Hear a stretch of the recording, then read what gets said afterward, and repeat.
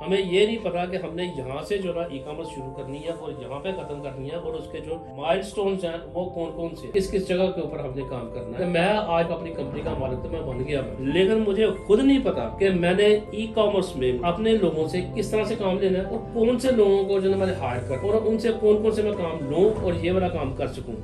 हमारी यूनिवर्सिटी से जो भी बच्चा निकल रहा है अनफॉर्चुनेटली, या तो वो कहता है कि मैंने जॉब करनी है, बड़ी अच्छी नौकरी मुझे मिल जाए, और या कहता है कि मैंने बाहर ही जाना। हमारी यूनिवर्सिटी वो वाले बच्चे वैल्यूएबल क्वालिटी की एजुकेशन नहीं उनको दे पा रहे जो उनको चाहिए। वो वाली एजुकेशन जो हार्वर्ड में मिलती है, वो वाली एजुकेशन जो यूरोप में बच्चों को मिलती है, वो वाली यहाँ पर नहीं है। आने वाला जो वक्त ना जो भाई साहब, digital marketing, e commerce, artificial intelligence, और इसके ऊपर मुकम्मल एक अबूर हासिल होना चाहिए, और यही डिमांड होनी चाहिए हमारी यूनिवर्सिटीज की, यही डिमांड होनी चाहिए हमारे माशरे की, और यही जो नॉलेज हमें डिलीवर करना होगा अपने गिवर ऑफ कॉमर्स। आज से 30-40 साल पहले हमारे जो एक्सपोर्टर्स हैं, जो बुजुर्ग थे, वो सारे के सारे अंगूठा छाप थे, और इसमें कोई शर्माने वाली बात नहीं है। क्यों? उनके पास बेशक किताबी इल्म नहीं था, लेकिन उनके पास स्किल, उनके पास विजन था। और हमारे ही सेठ साहब क्षेत्र जब वो KLM के ऊपर जाते थे, KLM एयरलाइन रुक जाती थी कि सेठ साहब आ रहे हैं, और उनको लेने के लिए जो ना रिसीव करने के लिए हो रहे, उनका ब्रीफ केस था में सेठ इकबाल साहब का, प्लेन तक वो आते थे छोड़ने। जो जाता है ना एम्बेसी में टूरिस्ट वीजे के लिए या स्टूडेंट वीजे के लिए, यकीन करें मैं भी इस चीज का मैं गवाह हूं, मैं ऑनलाइन में लगा।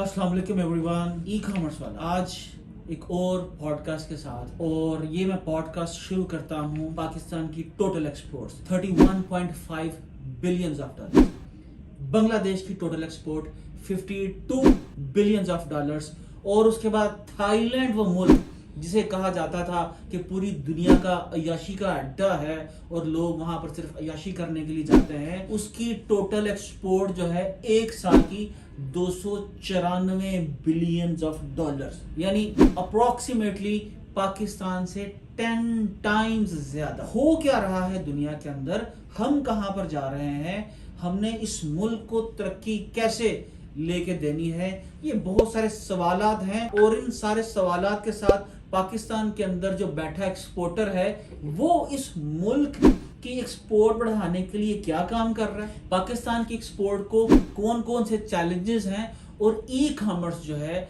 ये क्या रोल प्ले करने जा रही है, पाकिस्तान को क्या ये कोई ब्रेक थ्रू देगी या नहीं देगी। और खास तौर के ऊपर उस शहर को जिस शहर की एक्सपोर्ट जो है 2 बिलियन डॉलर है, जो 1.5 मिलियन का नफूस का शहर है, और उसका कंट्रीब्यूशन पाकिस्तान की टोटल एक्सपोर्ट के अंदर 2 बिलियन डॉलर इनडायरेक्ट उसका हिस्सा है। और ई कॉमर्स के अंदर मेरा यह ख्याल है कि सियालकोट ऑलरेडी 2 बिलियन डॉलर से ज्यादा जो है उसको रेवेन्यू जो है वो ले रहा है, लेकिन वो अनरिकॉर्डेड है। तो ये बहुत सारे मेरे सवालात हैं जिनको मैं पूछूंगा फैजान अकबर साहब से, जो सियालकोट चैम्बर ऑफ कॉमर्स के एग्जीक्यूटिव मेंबर हैं, डायरेक्टर हैं, और एक मेजर कंट्रीब्यूटर हैं, जो सियालकोट की इंडस्ट्री के लिए, वहां के रहने वाले लोगों के लिए दर्द दिल रखते हैं,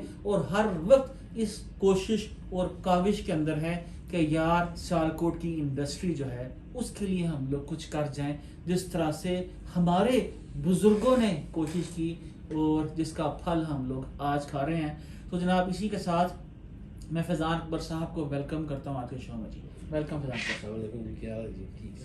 अच्छा जी फैजान भाई, एक्सपोर्ट दुनिया के ममालिक की तरक्की एक्सपोर्ट से मंसलिक।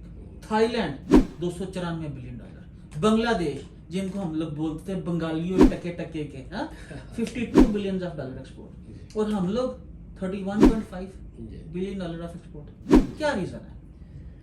बिस्मिल्लाहिर्रहमानिर्रहीम। भाई साहब थैंक यू वेरी मच, आपने मुझे मदऊ किया और मुझे इस गुफ्तगू का हिस्सा बनाया। सूरत कुछ इस तरह से है कि जो भी एक्सपोर्ट होती है हमारी, और जिस तरीके से भी हम एक्सपोर्ट कर रहे हैं, अगर तो हम इसी रफ्तार से इसी तरीके से हम करते रहे तो शायद हम इससे भी नीचे आ जाएं। अच्छा, बिल्कुल। लेकिन जब तक हम अपने काम में रिसर्च डेवलपमेंट और इसमें हम वो वाली चीज़ें जिसको अब दुनिया अपना के आगे जा रही है, थाईलैंड जा रहा है आगे, हमसे कहीं ज़्यादा पीछे था बांग्लादेश, जिसको हम पता नहीं अजीब अजीब से नाम से पुकारते हैं, अब वो आज हमारे से आगे है। इंडिया हमारे पड़ोस का जो मुल्क है वो हमसे आगे है वो, और इस तरह के बेशुमार ममालिक जो हमसे कभी पीछे हुआ करते थे आज वो आगे हैं। वजह क्या है इसकी? वजह इसकी सिर्फ और सिर्फ ये है कि उन ममालिक में रिसर्च और डेवलपमेंट और इसके साथ साथ जो है ना आर्टिफिशियल इंटेलिजेंस और ई कॉमर्स के ऊपर जो है ना उन्होंने जोर दिया, जबकि हमारे मुल्क में अभी हम लोग इसमें बहुत सारे पीछे हैं। फॉर एग्जाम्पल सियालकोट में अगर हम देखें तो अभी भी हम वही जो है ना हम अपनी एक्सपोर्ट कर रहे हैं जिस तरह से हम पिछले जो है ना 25, 30, 40 साल से हम लोग करते आ रहे हैं। उसकी एक वजह है, ये वाली वजह ये है कि शायद ये वजह जो ना ऐसे ही होनी चाहिए थी ये वाली, वो इस तरह से कि हमारे जो बुजुर्गों ने एक्सपोर्ट शुरू की और उन्होंने जिस तरीके से शुरू की, अपने कंधे पे सैंपल्स उठाए, पूरी दुनिया में घूमे फिरे गए, अपनी प्रोडक्ट दिखाई, और शायद वो एक वक्त का एक तकाजा था वो। अब उसके बाद जब वक्त ने जो करवट बदली और लोग जो है ना वो ई कॉमर्स के ऊपर आ गए, इंटरनेट के ऊपर आ गए, वेबसाइट के ऊपर आ गए, और आज तो जो दुनिया जो जा रही है वो तो जा रही है आर्टिफिशियल इंटेलिजेंस के ऊपर। इसके ऊपर हम लोग अभी तक सियालकोट में खास तौर पर हम उसके ऊपर मूव नहीं हो सके। अच्छा पता नहीं, मुझे आप ये बताइए, पहले तो मुझको ये जो हमारा कंसेंसस है कि जनाब सियालकोट की टोटल एक्सपोर्ट $2 बिलियन है, मैं तो ये समझता हूँ कि ये फिगर ही एक्यूरेट नहीं है। आपका क्या ख्याल है कि क्या ये फिगर एक्यूरेट है? नो, बिल्कुल नहीं है। ये इस वजह से इसकी बेसिस के ऊपर बाकी सारे स्टैटिस्टिक्स किस तरह से ये देखो जी, ये हमारी नाहली है इसमें, और हमारी गवर्नमेंट की बहुत सारी पॉलिसीज जो है ना वो इस काबिल ही नहीं है कि हम आपको एक एग्जैक्ट फिगर दे सके। फॉर एग्जांपल अभी आप 5-7 साल पहले DHL, FedEx, UPS और इस तरह के जो कोरियर सर्विस है उनके ऑफिस आप जाके देखें, और उनके आप देखते हैं उनके लॉजिस्टिक जहाँ पे वो रखते हैं और उनका एक साइज, और आज आप जा वहाँ पर आप देखें तो वहाँ पर टन्स जो है ना वीकली जो ना वो उनका जो लॉजिस्टिक जो है ना वो एक्सपोर्ट हो रहा है, वो जा रहा है किस जगह पे जा रहा है, वो जा रहा है सारे का सारा ई कॉमर्स। बच्चे आज भी कर रहे हैं कॉमर्स, लेकिन अनफॉर्चुनेटली वो बड़ी चीजें वो किसी भी खाते में जा रहा है, गिफ्ट में वो फ्री सैंपल्स में जा रहा है वो लोग, और सरासर इसका नुकसान जो है वो पाकिस्तान को हो रहा है, इकोनॉमी को हो रहा है। इसमें जो ज़र मुबादला है वो पाकिस्तान को नहीं मिल रहा, और इसकी वजह क्या है इसकी? और इसकी वजह सिर्फ और सिर्फ ये है हमारी नाअहली। हमारे जो पॉलिसी मेकर्स हैं उन्होंने इसको इस काबिल ही नहीं समझा कि इस इंडस्ट्री को भी आगे लेके जाना है। बैंकिंग का निज़ाम आज भी उसी तरह का थका है, और इसका डायरेक्ट जो इम्पैक्ट है वो हमारी मईशत के ऊपर पड़ रहा है। और जब हमारे पास डॉक्यूमेंट ही नहीं है, वो वाली एक्सपोर्ट आप जाके अब देखें, लॉजिस्टिक्स उनके देखें, उनकी फिगर देखें, तो आज भी हमारी 2.5 बिलियन से ज्यादा की एक्सपोर्ट हो गई। फरजान भाई, इसके अंदर ओवर $1 मिलियन इस बंदे की ईयरली एक्सपोर्ट है, वो आपके किसी खाते के अंदर नहीं है। मेरा सारा माल जो है ना, बेशक मेरी कंपनी इसके ऊपर स्टेज पे आ जाए, लेकिन सारा माल हम लोग एज ए फ्री सैंपल भेज रहे हैं, फ्री सैंपल जा रहा है, बिकॉज़ हमारे पास कोई ऑप्शन ही नहीं है ई कॉमर्स की। नो कोई नहीं है। एक्सपोर्ट भी वो है ऑप्शन DHL के अंदर जाके वहां पर जाके, और क्या इसके अलावा उस्मान साहब, हमारा बैंकिंग का सिस्टम इतना गंभीर है कि उसको आम एक जो एस सेक्टर का जो एक्सपोर्टर है वो समझ नहीं सका इसको, और अगर उसको पेमेंट मंगवाना होती है, लेना होती है, और उसके लिए वो वबाल जान होता है वो। और मैं समझता हूँ कि जिन ममालिक में जिन कंट्रीज ने अपने एस सेक्टर के ऊपर फोकस किया है, स्मॉल बिल्कुल छोटे जो एक्सपोर्टर जिन्होंने स्टार्टअप है, आज जिन्होंने थोड़ी बहुत कुछ 40-50 हज़ार की इवन के एक्सपोर्ट की है, ई कॉमर्स की है उन्होंने $1 लाख या $1 लाख से कम की, वो तो किसी खाते में नहीं आ रहे हो रहे, उनकी जो एक्सपोर्ट है वो डॉक्यूमेंट ही नहीं हो रही, और उनके जो डॉलर्स जो ज़र मुबादला आ रहा है वो सारे का सारा जो है ना वो उनके वो होम रेमिटेंस के अंदर आ रहा है। एग्जैक्टली जिस तरह से जी पाकिस्तान में इतनी होम रेमिटेंस नहीं आती, लेकिन हमारे पैसे भी जो है वो होम रेमिटेंस के खाते के अंदर आते हैं, विच इज एब्सोल्युटली रॉन्ग। और ये जो है कौम को मोटिवेशन नहीं मिल रही। अगर ये सेक्टर बना होता कि जनाब सियालकोट की 2000 19 में ये ई कॉमर्स एक्सपोर्ट थी, 20 में ये थी, 21 में ये थी। गवर्नमेंट के पास भी स्टैटिस्टिक्स होते कि यार आप लोग जो है इस सेक्टर के ऊपर हम लोग मजीद ट्रेनिंग्स दें, लोगों को इक्विप्ड करें ताकि पाकिस्तान जो है ई कॉमर्स की दुनिया के अंदर अपना शेयर जो है वो बेहतर तौर के ऊपर निकाल ले। लेकिन बदकिस्मती ये है कि जो कौम 75 सालों के अंदर अपनी आबादी की सही तादाद जो है, अपने रहने वाले लोगों की सही तादाद जो है उसका मुतय्यन नहीं कर सकी, उसका ऊपर पूरी कौम कंसेंसस नहीं कर सकी, ये एक्सपोर्ट जो है ये तो बड़ी सी आप समझ लीजिए कि एक्स्ट्रा किस्म का वर्क होगा। खैर फैजान भाई, पूरे पाकिस्तान में जनाब धूम मची पड़ी है, अमेज़न, ईबे। दुनिया ने तो 2019 के अंदर आके ईबे अमेज़न पाकिस्तान में इंट्रोड्यूस करवाया। सियालकोट के लोग तो ईबे के ऊपर 2005 से मैं जानता हूँ कि यार ऐसे स्टोर्स हैं जिनकी लाखों डॉलर मंथली सेल है। जी। मतलब 2006 में 7 में मेरे एक स्टोर की 50 हजार 60 हजार डॉलर ईबे की सेल हुआ करती थी और मेरे पास मल्टीपल स्टोर्स थे। जी बिल्कुल। तो क्या लगता है आपको कि जो ये ईबे और अमेज़न के ऊपर जो सियालकोट के बहुत से लोगों का गुप्त बिजनेस है जी, ये सियालकोट की मैन्युफैक्चरिंग इंडस्ट्री को क्या फायदा दे रहा है, नुकसान दे रहा है, इसके ऊपर बात करें। सबसे पहले तो बात यह है कि देखिए जी, ई कॉमर्स और ईबे ये आज की कोई नई बात नहीं है सियालकोटियों के लिए। ये बड़े अच्छे से हो रहा है और आप खुद भी इसको आप कर रहे हैं। मसला क्या है यहाँ पर कि जो हमारा जो एस सेक्टर है, जो बच्चे हैं या जो छोटा एक्सपोर्टर है वो क्यों नहीं कर रहा, खवातीन क्यों नहीं कर रही और उनको क्या वजह क्यों नहीं कर रही। सबसे पहले उस्मान साहब मसला ये है कि उनको इन चीज़ों के मतलब पता नहीं है कि ये चीज़ें कैसे मैनेज होती हैं। फॉर एग्जांपल आपने ई कॉमर्स करनी है, आपको एक वेबसाइट चाहिए और आज भी हम एक दूसरे को कहते होते हैं यार को सस्ती कोई वेबसाइट है और रिक्शे को पीछे वाली भी जो उधर तो लिखा हुआ था वो 5,000 की वेबसाइट, आप जो है ना 95,000 रुपये लाख रुपये आप मांग रहे हो, किस चीज़ का भैया है। ये हमें इस चीज़ का पता नहीं है। हमें ये नहीं पता कि हमने यहाँ से जो ना ई कॉमर्स शुरू करनी है और यहाँ पे ख़त्म करनी है और उसके जो माइलस्टोन्स हैं वो कौन कौन से हैं, किस किस जगह के ऊपर हमने काम करना है। और इससे भी एक बड़ा अलमिया है ये वाला कि मैं आज जो ना एक अपनी कंपनी का मालिक तो मैं बन गया मैं, लेकिन मुझे खुद नहीं पता कि मैंने ई कॉमर्स में अपने लोगों से किस तरह से काम लेना है और कौन से लोगों को जो ना मैंने हायर करना है उनको, और उनसे कौन कौन से मैं काम लूँ और ये वाला काम कर सकूँ। अनफॉर्चुनेटली उस्मान साहब जिन लोगों को पता है वो तो कर रहे हैं। सियालकोट में अभी भी बहुत सारे लोग हैं। फॉर एग्जांपल एक बहुत बड़ी कंपनी है हमारी RDX, और ये आज से नहीं काफ़ी अच्छे से ही काम कर रही है और ये मेरे लिए एक बायस फ़ख्र है ये सियालकोटी होने के।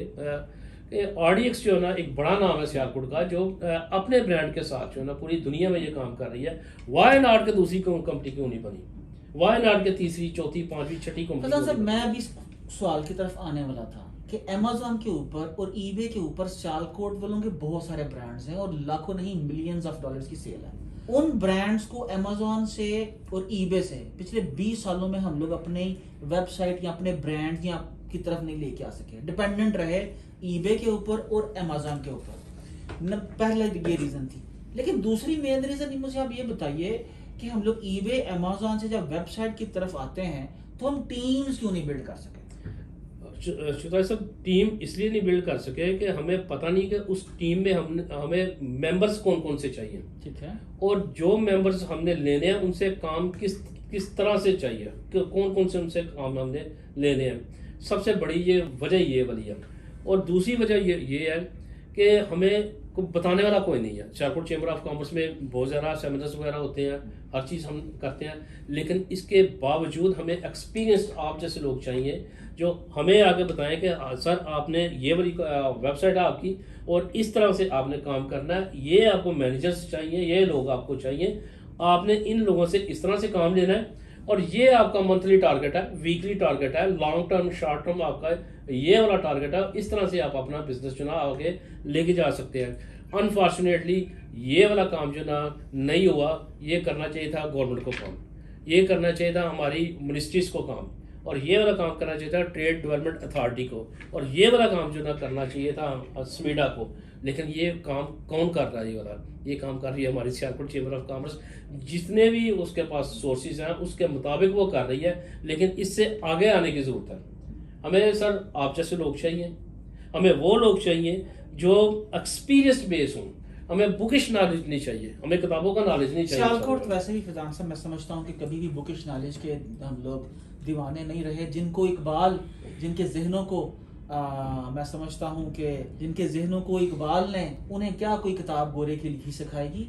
मुझे आप ये बताइए कि सियालकोट के अंदर जब कॉटेज इंडस्ट्री की बुनियाद पड़ती है, football, sports, surgical, dentals, clothing, printing, ये भी तो इंडस्ट्री बनी ना फैजान साहब जी बिल्कुल। तो हम लोग मतलब जो कंपोनेंट्स हमें रिक्वायर्ड हैं ई कॉमर्स वर्ल्ड में, ये एसईओ है, पीपीसी है, सोशल मीडिया मार्केटिंग है, ईमेल मार्केटिंग है, ठीक है जी, ब्रांड डेवलपमेंट है, ग्रोथ है, ग्रोथ स्ट्रेटजीज हैं, तो क्या हमारी यूनिवर्सिटीज या वहां पर कुछ ऐसे इदारे कायम हैं जो इन चीजों पे काम कर रहे हैं, या लोग सिर्फ अपनी सेल्फ हेल्प की तौर पे खुद ही कुछ करना चाह रहे हैं? ये चुताई साहब सेल्फ हेल्प के ऊपर ही काम हो रहा है ये सारे का सारा।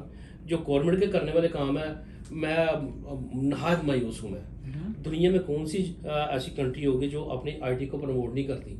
आज हमारे पास अगर हम एक सेल फोन लेते हैं, एक स्मार्टफोन लेते हैं, और उसके ऊपर टैक्स इतना है कि आप उसको अफोर्ड ही नहीं कर सकते।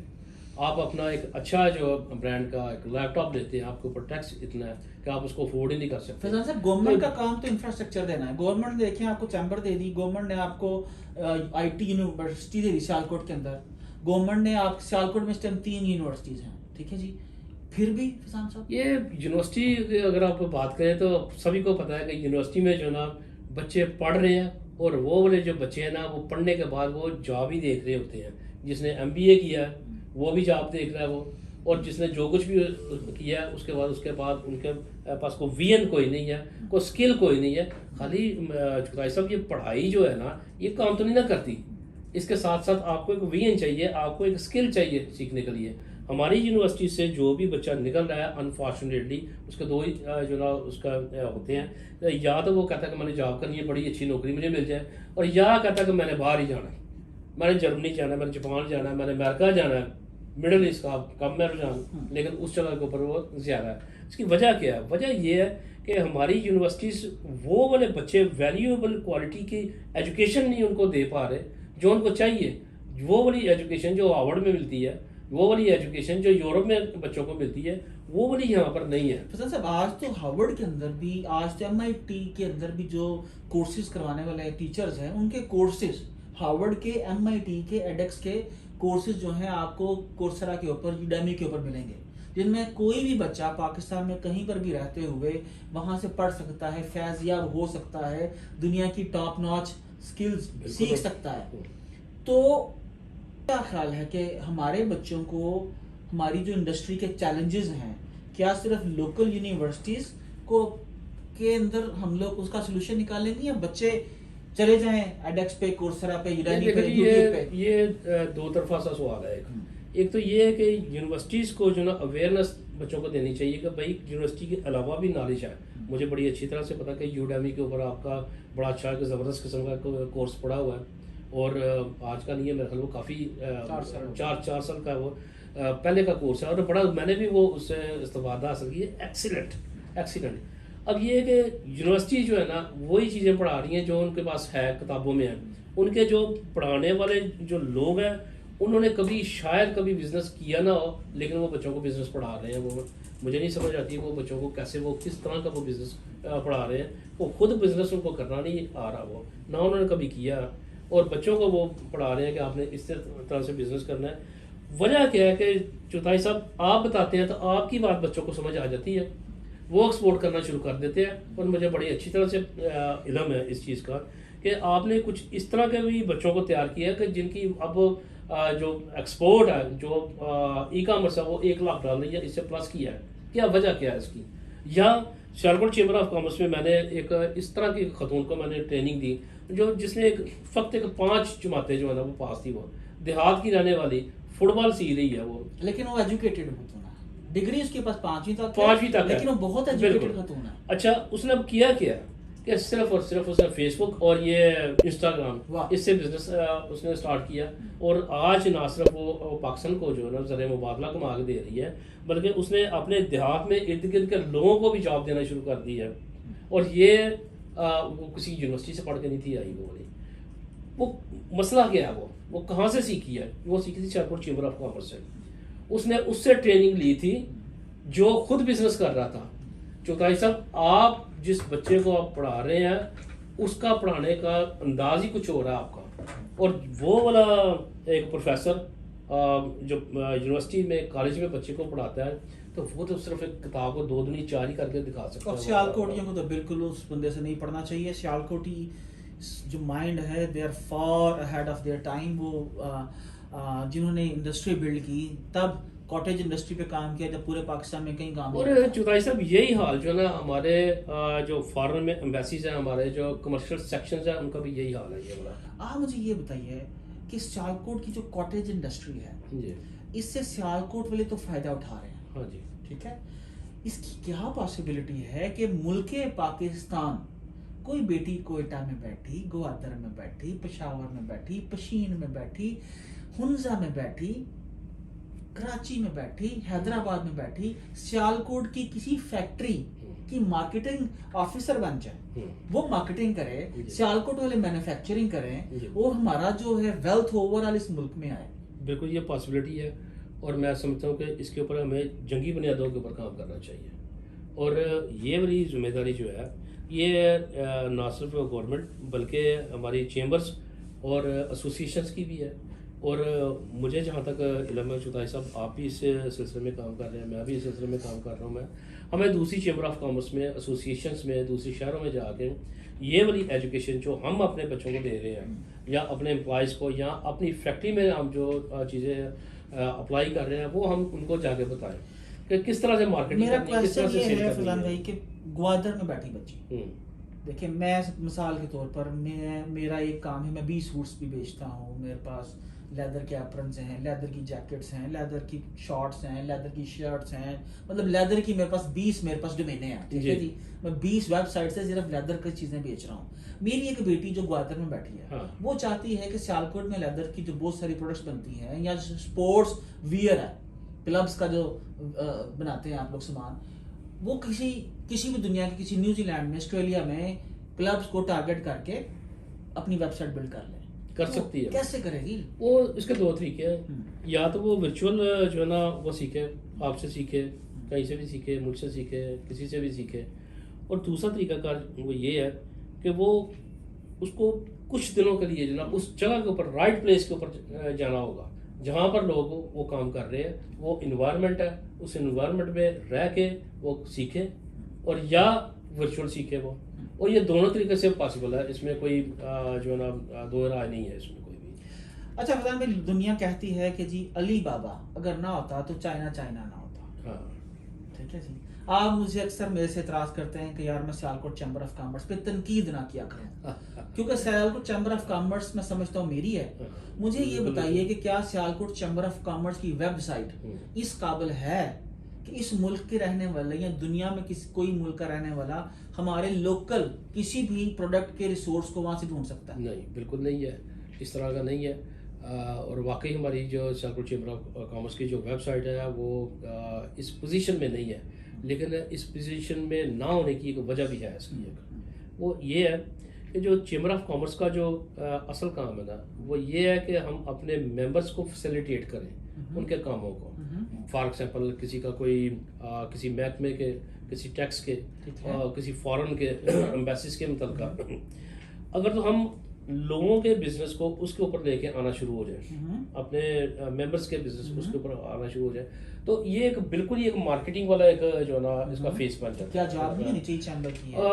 नहीं, मेरा नहीं ख्याल करता। हाँ, ये ज़रूर है और अब भी है ये इसके ऊपर कि हमारे जितने भी मेंबर्स हैं उनकी लिस्ट इसके ऊपर अवेलेबल है, उनकी कंपनी कौन सी है, लेकिन वो करते क्या है ये तो किसी ये भी है उसके ऊपर, उनकी कौन सी बिजनेस है उनका और कंपनी कौन सी है, उनका कंपनी का नंबर क्या है, उनका डाटा जो है वो आपको मिल जाता है। Data is not very accurate Farhan भाई, लेकिन खैर हम लोग आई होप कि आप इसकी इम्प्रूवमेंट के ऊपर काम करेंगे। मुझे आप ये बताइए, आपको क्या लगता है कि आने वाले दिनों के अंदर सियालकोट जो है क्या ई कॉमर्स ग्रोथ के अंदर पाकिस्तान को लीड कर सकता है? यस, बिल्कुल कर सकता है। ये इसकी इब्तदा जो ना हमने रख दी है।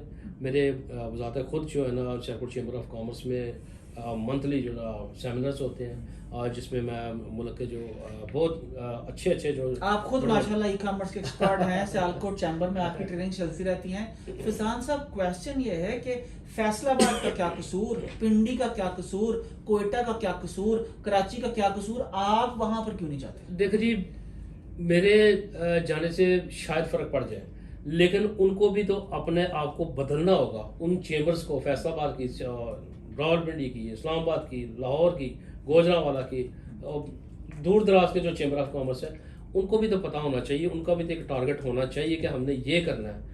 तो ये तो नहीं है ना कि सारे का सारा काम जो है ना आसमान चौधाई नहीं करना, जाके वही जाके उनको जगाएं, जाके उनको खुद भी तो अपने अंदर से भी कोई आग निकलनी चाहिए। आप मुझे ये हमने बताइए बदलना कि है अपने अगर आप को। दूसरी चैम्बर ऑफ कॉमर्स इस पाकिस्तान की आपको ई कॉमर्स के ऊपर अवेयरनेस सेमिनार्स बनाना चाहें, हम जाना चाहेंगे? जी बिल्कुल, मैं जाना चाहूँगा, और ये मैं समझता हूँ कि मेरे लिए एक बड़े एजाज़ की बात होगी, और ये बिल्कुल फ्री ऑफ कास्ट। ऐसे मेंटोर्स को, गुरुज को आप प्लीज अपनी अपनी चैम्बर्स में बुलाइए, अपने अपने शहर बुलाइए, ताकि आपको मालूम हो कि हमें नई दुनिया के अंदर कामयाबी के लिए अपने बिजनेसेस जो हैं उनकी तब्दीली के लिए, उनको ई कॉमर्स पे लाने के लिए, उन्हें ग्लोबल बनाने के लिए किन फंडामेंटल्स, किन बुनियादी तब्दीलियों की जरूरत है। मुझे आप ये बताइए कि इस ग्लोबल विलेज के अंदर एक जो बच्चा है इस मुल्क में रहने वाला, उसको बिजनेस करना है, ग्लोबल बिजनेस करना, तो उसको पाकिस्तान को मद्देनजर रख के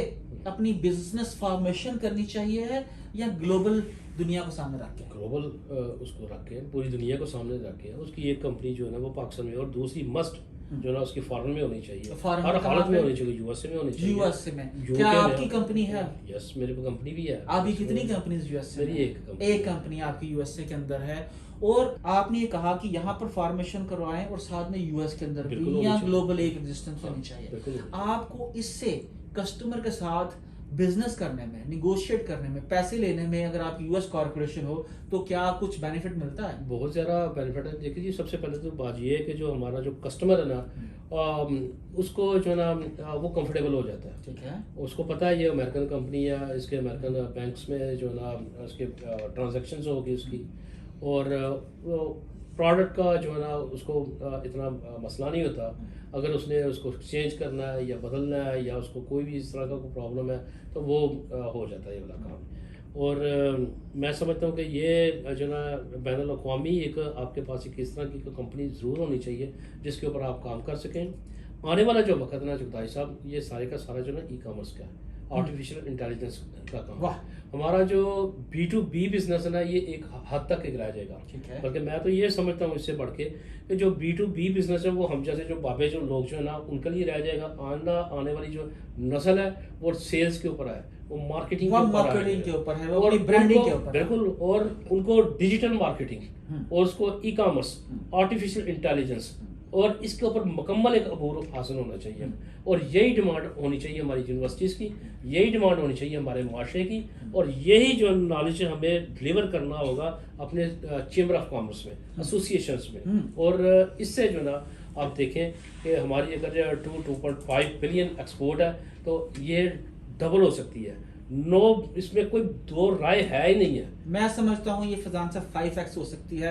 आखिर ये एक बड़े पेचीदा सवाल के साथ, और वो ये है कि हर नौजवान हाथ के अंदर बस्ता थामे, दूसरे हाथ में पासपोर्ट थामे, ये समझता है कि इस मुल्क में कुछ नहीं रखा, मुझे भागना है यहाँ से।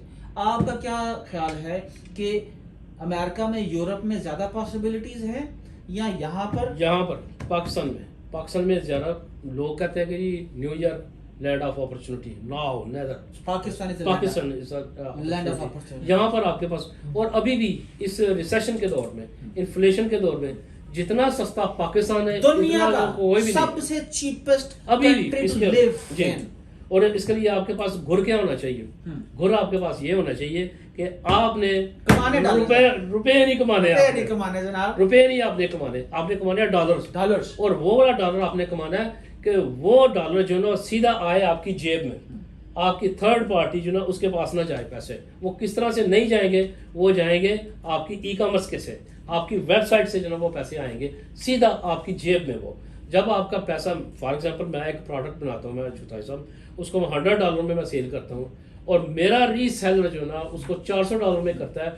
वाई नॉट, मैं 300 या $350 जो ना अपनी जेब में डालूं, हमारे मुल्क को फायदा हो उसका। और ये कोई रॉकेट साइंस नहीं है, ये रॉकेट साइंस नहीं है, कोई ये हम कर सकते हैं। चाइनीज कर रहे हैं, चाइनीज ने अलीबाबा से, अली एक्सप्रेस से कई ये क्यों नहीं हो सकता? ये पॉसिबिलिटी है ये वाली काम करने वाली। मसला क्या है इसमें? मसला ये है कि अवेयरनेस का मसला है, हमारी ट्रेनिंग का, और मसला है हमें उन चीज़ों को बताने का। हमारे बच्चे जो हैं यूनिवर्सिटी से तैयार होते हैं और दूसरे दिन ही वो बैग पकड़ते हैं कि अम्मा मैं तो जा रहा हूँ जर्मनी में, मैं जाना चाहता हूँ यूएसए में। भाई ये जो अपनी एक इंडस्ट्री है, इसको किसने चलाना है और किसने इसको आगे लेके जाना है? हम एक छत के ऊपर तो आए हैं, लेकिन अब दूसरे छत के ऊपर हम जाना चाह रहे हैं, इससे ऊपर हम फ्लाई करना चाह रहे हैं। आप क्यों भाई जीरो से जो ना फिर जो है ना ऊपर आना चाह रहे हो? आप ऑलरेडी आप देखिए जी, आप ऑलरेडी एक B2B बिजनेस के ऊपर है। अब उसी B2B बिजनेस को आपने ई कॉमर्स में नेक्स्ट लेवल के ऊपर लेके जाना है, और बहुत इजी है ये वाला काम। आपकी बेसिक बुनियादें तो हैं, वो तो है, वो उसकी बेसिस पे आप आप भी सियालकोट से तल्लुक रखते हैं, आपको भी पता होगा कि आज से 30-40 साल पहले जो यहाँ पर जो हमारे जो एक्सपोर्टर्स है, जो बुजुर्ग थे, वो सारे के सारे अंगूठा छाप थे वो। और इसमें कोई शर्माने वाली बात नहीं है। वो क्यों? उनके पास बेशक किताबी इल्म नहीं था, लेकिन उनके पास ही स्किल, विजन था, उनके पास विजन था। और हमारे ही सेठ साहब शेतवान जब वो KLM के ऊपर जाते थे, तो KLM एयरलाइन रुक जाती थी कि सेठ साहब आ रहे हैं, सेठ साहब आ रहे हैं, और उनको लेने के लिए जो ना, उन रिसीव करने के लिए, CF करने के लिए गोरे उनका ब्रीफ केस था में सेठ इकबाल साहब का, वो अंदर तक प्लेन तक वो आते थे छोड़ने, और एयर होस्टेस वो ऐलान करती थी कि हमें आज फख्र है कि हमारे साथ सेठ इकबाल साहब जो ना हमारे साथ मौजूद है। तो ये आलम है एक एक्सपोर्टर का। आपने ठीक है, आपकी मैंने एक वीडियो देखी बड़ी ज़बरदस्त किस्म की, और उसमें आपने एक चीज़ का जिक्र किया कि जो जाता है ना एम्बेसी में टूरिस्ट वीज़े के लिए या इसका स्टूडेंट वीज़े के लिए, यकीन करें मैं भी इस चीज़ का मैं गवाह हूँ, मैं वो लाइन में लगा होता है। और जो जाता है ना बिजनेस के लिए, तो उसको जो ना ऐसे जो ना वो जो इंटरव्यू लेने वाला वो भी इमिग्रेशन काउंटर के ऊपर ही बिजनेसमैन की लाइन अलग लगी होती है। मेरा ये एक्सपीरियंस अमेरिका में है, अमेरिका में लगी होते हैं। कौन कहता है कि हमारे पासपोर्ट की वैल्यू कम है? कोई भाई नहीं वैल्यू कम। किसने काम की है? वो की है हमने, भगोड़े बन के। बिल्कुल हम भगोड़े नहीं है। हमारा जो बिजनेस है वो एक्सपोर्ट का बिजनेस है, और जो ही हम अपना बिजनेस का पासपोर्ट जो है ना वो अब किसी भी एम्बेसी के आगे सामने करते हैं, यकीन करें चुगताई साहब, आपकी एक्सपोर्ट अगर 20-25 हज़ार भी है, तब भी आपका वीज़ा अमेरिका का लगेगा वो। और सर मेरे तो 4 दिन में अगले ने मुझे ऐसे पासपोर्ट वापस रिटर्न किया कि जनाब तुम अमेरिका पहुंचो, अच्छे ही करंडे हो। अच्छा फजान भाई, मेरा आपसे बातें कभी जो है ना वो दिल नहीं भरता करने का। आखिरी सवाल ये है कि फजान साहब, आपने यहाँ कंपनी रजिस्टर करा ली, अमेरिका के अंदर कंपनी रजिस्टर करा ली, क्या आपको इमिग्रेशन लेने में, वीज़ा लेने में क्या ये कोई हेल्प करती है?